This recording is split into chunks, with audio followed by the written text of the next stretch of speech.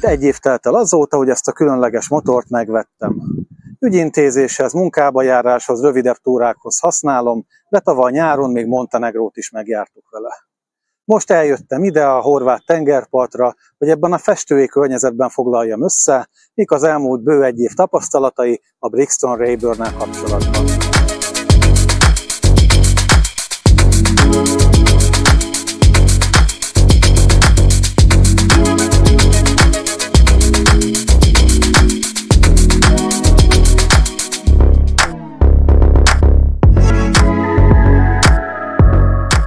A történet nagyjából egy évvel ezelőtt kezdődött, amikor is városi rohangálós motort kerestem magamnak.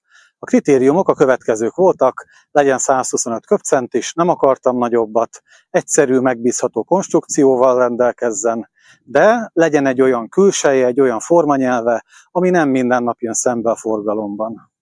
Egy korábbi motorteszttel kapcsolatban körülnéztem az Adves Motónál, ahol 125 köbcentisből 21 különböző modell volt a kínálat.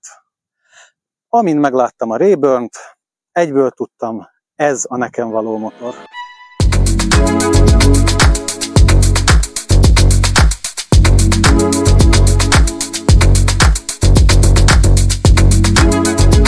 Kétféle színből lehetett választani, egy metálfényezésű kéttónusú ezüst, illetve a mattfényezésű szintén kéttónusú királykék.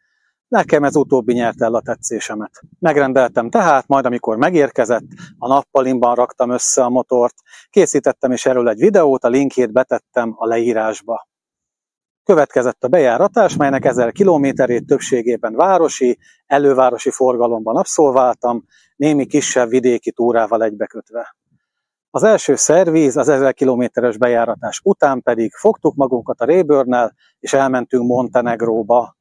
Erről is készítettem egy videót, ennek a linkjét is megtaláljátok a leírásban.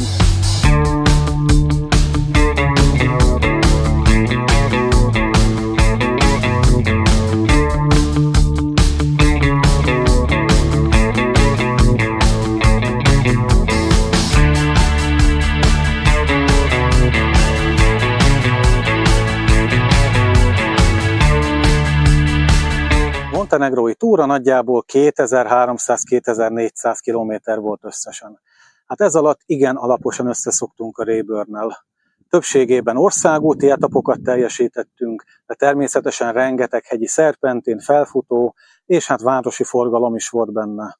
Azt már akkor láttam, hogy a Rayburn masszívan és stabilan teljesít, szakadó esőbe is sikerült menni, 35 fokban, kaptatókon, emelkedőkön is bírta magát, nagyon-nagyon biztatóak voltak már az első kilométerek.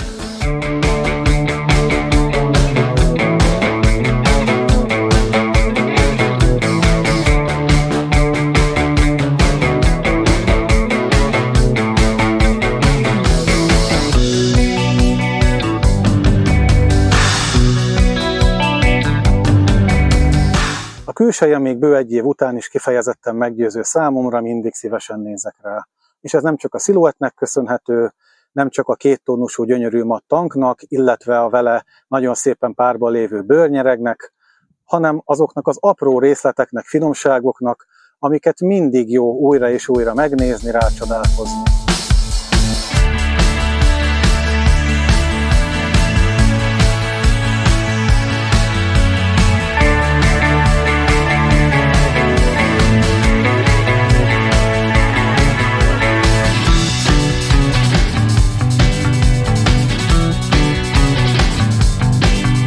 A Rayburn kialakításából fakadóan van egy ilyen kis épített jellege.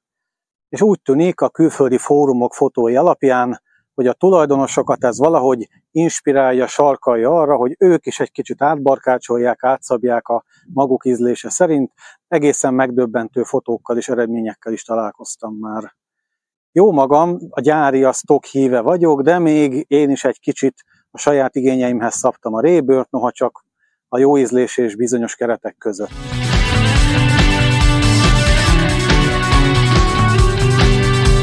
A lámpa feletti kis szélterelőt leszereltem, mert úgy gondolom, hogy a Rayburn külseje így egy kicsit még vintage-ebb, még stílusosabb.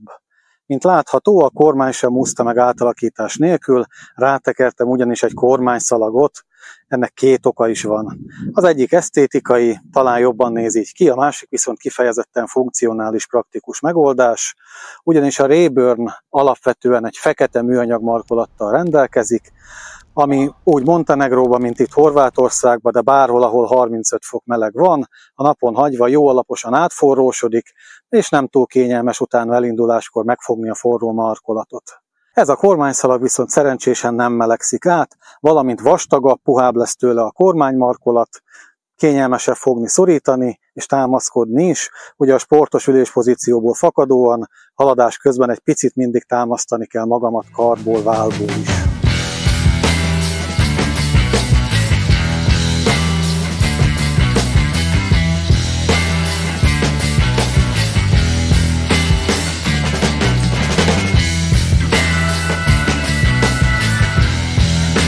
Emellett a gyönyörű kézzel varrott gyári szerszámtáskából is rendeltem még egyet, így szimmetrikus lett a motor kinézete, nem is szólva arról, hogy a hasznos rakodóhely is rögtön a duplájára nőtt.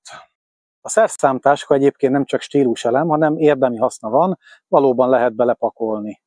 A láncszállításhoz szükséges és a karbantartáshoz szükséges egyéb szerszámok mellett bele lehet tenni a hétköznapi utazások során kellő, szükséges vagy olyan apróságokat, amiket mondjuk máshova nem feltétlenül tudnánk eltenni. Szorozzuk meg 2-vel, hiszen ugye nekem a másik oldalon is van egy, és akkor a heti ruhánkat nem is, de kisebb utazásokhoz egészen meglepő mennyiségű apróságot, limlomot, kis holmit tudunk magunkkal vinni. Végül még annyit módosítottam a motoron, hogy a gyári felszereltség részét képező USB ajzatot, ami eredendően egy jól funkcionáló, ám esztétikailag méretében nem a Rayburnhöz passzoló darab, azt lecseréltem egy kisebbre, ami talán jobban beleolvad a kezelőszervekbe, könnyebben elrejthető, kevésbé ugrik ki a motor külsejéből.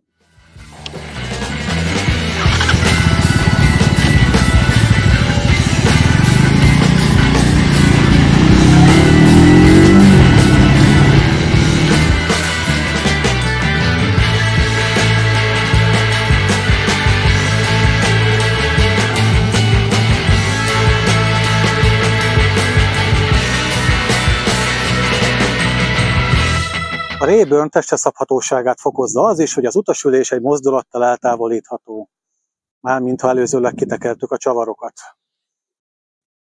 És így egy látványos vagány rekket kapunk, ami egyrészt a motor külsején egy kicsit változtat, másrészt pedig könnyebben tudunk rajta csomagot vinni, hengertáskát, bőröndöt, féldisznót, kinek mi a stílusa. Ezt az apróságot külön is megmutatom, ugyanis kifejezetten szeretem, mert nagyon praktikus kiegészítő, Brixton gyári sisakzár. Következőképpen működik, ezt a kis nyelvet elhelyezzük a sisakban, a számzárral pedig a motor megfelelő fémrészéhez hozzázárjuk, és kész is. Nagyon szeretek vele közlekedni a városi forgalomban, hiszen nem csak fürge, de keskenyépítésű is, így kifejezetten jól tudok, természetesen a kressz szabályait betartva, az autók között mozogni, cikázni, előre haladni akár nagyobb forgalom esetén is. Emellett az országutakat, illetve a szerpentinek kanyarjait is nagyon szereti ez a motor. Ha nincsen túlzottan nagy kaptató, akkor azért lendületből, nyomatékból szépen föl lehet menni. A gyári gumik, jó kis CST abroncsok pedig kifejezetten partnerek a különböző kanyargásban, élménymotorozásban. A Rayburn kialakításából, struktúrájából adódik, hogy a lenyomós, rendőrmotoros stílus itt nem annyira működik, hanem klasszikus módon együtt dőlve a motorral tudunk nagyon szépen kanyarogni, és fűzni az íveket egymás után.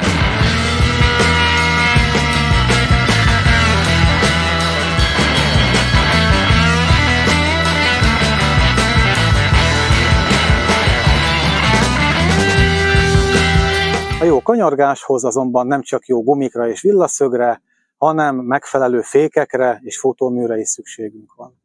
A Rayburn fékrendszere kifejezetten jól teljesít. Elől is és hátul is egy tárcsánk van, mind a hátsó fék, mind az első fék nagyon jól, pontosan fog, lejtőn lefelé is remekül megfogják a kis vasat.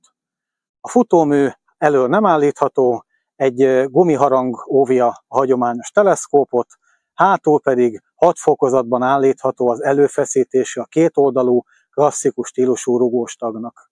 A futóművek remekül kirugózzák a kisebb úthibákat, huppanókat, az élesebb keresztbordákat, gödröket azonban egy-egy határozott ütéssel érzékeltetik, jobb ezeket inkább elkerülni.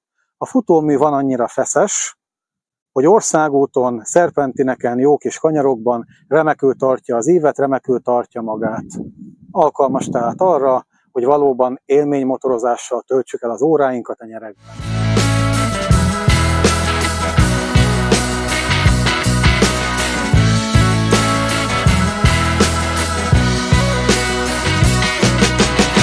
Az üléspozíció aktívnak mondható, köszönhetően az enyhén előredőlő lengőnyeregnek, valamint a csutkakormánynak. Tehát tulajdonképpen egy ilyen kicsit sportos érzetünk van, a vintage jelleg egy ilyen utcai, csibészes motorozási érzettel párosul, az üléspozíció valahogy kívánja, hogy menjünk, húzzuk neki, versenyezzünk. Persze a léghűtéses blokk nem kifejezetten utcai versenyzésre épült, de az egész érzete, a Raybird motorozási jellege valahogy egy picit ezt az old school csibészes hajlandóságot erősíti az emberben. Menjünk, előzzünk, kanyarodjunk, haladjunk, ahogy tudunk. A Raybird 80 literes léghűtéses erőforrása nem meríti ki teljesen az A1 kategória nyújtotta lehetőségeket, mivel azonban a nyomaték egy része már az alsó fordulatszám tartományokban is rendelkezésre áll, így nagyon szépen és dinamikusan megindul állóhelyzetben is a motor. 6 és 8000-es fordulat körül érzi magát a legfickósabban, itt lehet gyorsítani, illetve előzni, az utazósebesség pedig nagyjából 80 km/h körül alakul, ezzel, ahogy szokták mondani, a világból is ki lehet menni vele. Az elmúlt egy év és több mint 5000 megtett kilométer alatt semmilyen műszaki, motorikus vagy egyéb probléma nem jelentkezett a Raybird, mindig mindenhol jól is megbízhatóan működött. Az egyedi dizájnból, a különleges megjelenésből adódik, hogy a Raybird mindenhol figyelmet kelt, mindig megnézik. Az emberek odajönnek, fotóznak, akik ismerik a márkát, azok beszélgetnek, akik nem ismerik, azok megkérdezik, hogy ugye ez egy felújított régi-régi angol motor. Akkor mindig elmondom, hogy nem felújított, hanem gyakorlatilag vadonatúj, vagy majdnem vadonatúj, és nem angol, hanem osztrák. Ugye a gyártó, a Kansel Group több mint 100 éves múltra tekint vissza, a Brixton márkát azonban 2016-ban alapították.